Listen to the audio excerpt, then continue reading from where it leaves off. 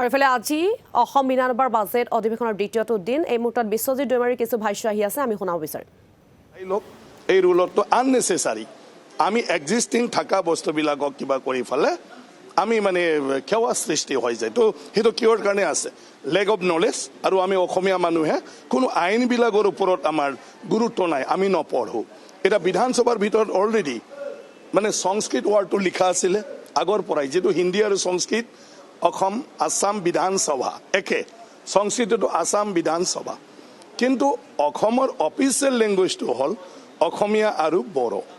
আৰু হিটোৰ কাৰণে লিখা মেলা প্ৰসিডিং হেতু অসমীয়া আৰু বড়োত কৰাটো কম্পালসৰি কৰা হৈছে ৰাষ্ট্ৰীয় ভাষাটো সবে ব্যৱহাৰ কৰিব হিন্দীটো আজি আপোনাৰ বিহাৰতো কৰিব ইউপিটো কৰিব ৰাজস্থানতো কৰিব উত্তৰাখণ্ডত কৰিব ছত্তীশগড়ত কৰিব মধ্যপ্ৰদেশত কৰিব সবতে কৰিব অসমীয়াটো কত কৰিব বড়োটো কত কৰিব বড়োটো বাৰু ইন্টাৰনেশ্যনেল ৱাৰ্ড নেপালতো বড়ো কথা পাতে নেপালৰ মানে ৰেডিঅ'ত মানে বড়ো মানে ভাষা প্ৰচাৰ হয় ওয়েস্ট বেংগলতো সব বড়ো আছে মেঘালয়তো বড়ো আছে তাতেও সব বড়ো প্ৰগ্ৰাম গাৰো হিলছৰ টিভি চেণ্টাৰত বড়ো প্ৰগ্ৰাম দি থাকে অসমীয়াটোহে নিদিয়ে বাহিৰত তাতকৈ বেছি সংকট আৰু প্ৰত্যেকটা জাতি জনগোষ্ঠীয়ে নিজৰ ভাষাক লৈ যদি চলে তো অসমীয়া ভাষা কেনেকৈ হ'ব গতিকে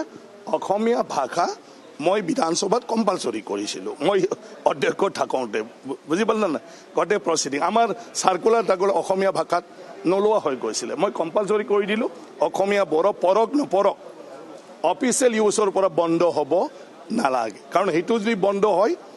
আমি এতিয়া ঘূৰি নাপাওঁ আজি আমি indigenous tribal faith and culture বিভাগ খুলিবলগীয়া কিয় হলো যে আমি আমাৰ যিটো পৰম্পৰা সেই পৰম্পৰাবিলাক লাহে লাহে লাহে লাহে এৰি গ'ল বেলেগৰ কালচাৰটো আমাৰ তাত ইনফ্লুয়েন্স হৈ গ'ল প্ৰভাৱ হৈ গ'ল এতিয়া আজি আমাৰ বিভিন্ন জাতি জনগোষ্ঠী নিজৰ ভাষা হেৰুৱাব লগা হ'ল ধৰ্ম হেৰুৱাব লগা হ'ল নিজৰ মানে সাজপাৰ হেৰুৱাব লগা হ'ল নিজৰ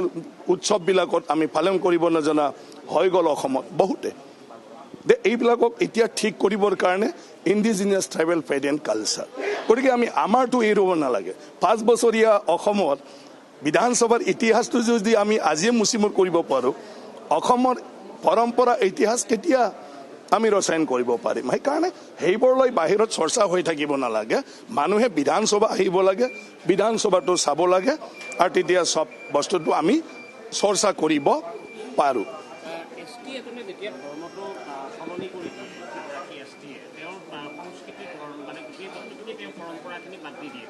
খ্ৰীষ্টান হৈ যায় তেওঁলোকৰ এই দুটা তেওঁলোকে সুবিধা পায় এটা হ'ল সংখ্যালঘু এফালে পায় মাইনৰিটি আৰু আনফালে এছটিৰ সুবিধাটো পায় এই ক্ষেত্ৰত কিবা বিশেষ ব্যৱস্থা আপোনালোকৰ ফালৰ পৰা নাই নাই চোৱা তেনেকুৱা একো নাই সি জাতি হিচাপে শেডিউল ট্ৰাইবছ জাতি হিচাপে ইয়াৰ ৰিলিজনৰ কথাটো কোৱা হোৱা নাই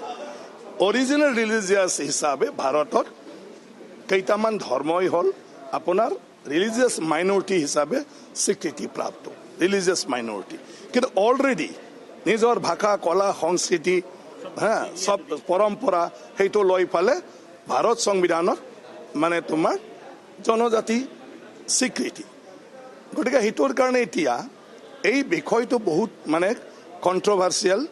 বিষয় এতিয়া মই আপিল কৰিছোঁ বড়ো মানুহখিনি যে ক'ত থাকিব লাগে সব ঠিক কৰিব লাগে মই আমাৰ খ্ৰীষ্টান মানে ধৰ্মীয় লোকসকলকো কৈছোঁ নিজে ডিচাইড কৰ হুইদাৰ তুমি মাইনৰিটি থাকিবা না শেডিউল ট্ৰাইবছত থাকিবা যদি শেডিউল ট্ৰাইবছত আছে তুমি মাইনৰিটিৰ ফেচিলিটি নল'বা মাইনৰিটি কমিশ্যন নাযাবা মাইনৰিটিৰ গ্ৰাণ্টো ল'ব নালাগে যিহেতু তুমি শেডিউল ট্ৰাইবছ হিচাপে পায় আৰু যদি তুমি মাইনৰিটি গ্ৰাণ্ট বিচাৰে মাইনৰিটি মানে কমিশ্যন যাব পাৰে তেতিয়াহ'লে তুমি আকৌ শেডিউল ট্ৰাইবছৰ সুবিধাটো ল'ব নালাগে এতিয়া সেইটোৰ ওপৰত কৰ্টবিলাকত বিভিন্ন ধৰণৰ শেডিউল কাষ্টৰ ক্ষেত্ৰত বিভিন্ন হাইকোৰ্ট সেইবিলাকত কিবা কিবি ৰায় দি আছে আৰু সেই বিষয়বিলাকত চৰ্চা কৰিছে প্ৰথম কথাটো হ'ল আমি অসমীয়া মানুহে এই বড়োই হওক যিয়ে হওক অসমীয়া বোলেতো আৰু তেনেকুৱা বিশেষ নাই বড়োই হওক যিয়ে হওক নিজৰ জাতিক ভাল পায় না নাপায় নিজৰ সমাজৰ ৰীতি নীতিক ভাল পায় না নাপায় গতিকে প্ৰথমটো নিজৰ জাতি ৰীতি নীতিক ভাল পাব লাগিব তেতিয়াহে আমি বাহিৰৰ পৰা যিটো আমাৰ ইয়াত ইনফ্লুয়েন্স হৈছে বুজি পালে না আমাৰ মূল খুঁটিৰ পৰা আঁতৰাই লৈ গৈছে তাৰ পৰা আমি নিজকে ৰক্ষা কৰিব পাৰিম গতিকে নিজে ঠিক হ'ব লাগিব সেইকাৰণে indigenous tribal faith and culture এই বিভাগৰ জৰিয়তে আজি সেইটো পৰিকল্পনা লোৱা হৈছে কি মইতো এতিয়া গাঁৱত যাম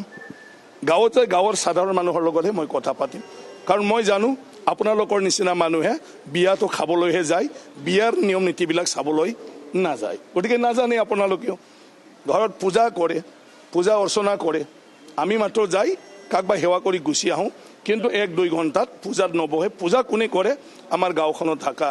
সাধাৰণ মানুহবিলাকে কৰে 3 ঘণ্টা হ'লেও আমি বিয়া হ'লে সোনকালে শেষ কৰিব কৈ থাকোঁ বিয়া খাব গ'লে মোৰ টাইম নাই যাব লাগে সোনকালে কৰা সোনকালে শেষ কৰ এইবিলাক ইমান দীঘলীয়া কৰি থাকিব লাগে নেকি কিন্তু যিসকল আমাৰ গাঁৱৰ চাদা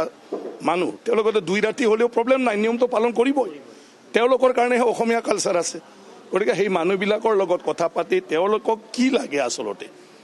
এওঁলোকৰ মতেহে ইণ্ডিজিনাছ ট্ৰাইবেল ফেইড এণ্ড কালচাৰৰ পৰা আঁচনিটো তৈয়াৰ কৰি আমি কাম কৰিব লাগিব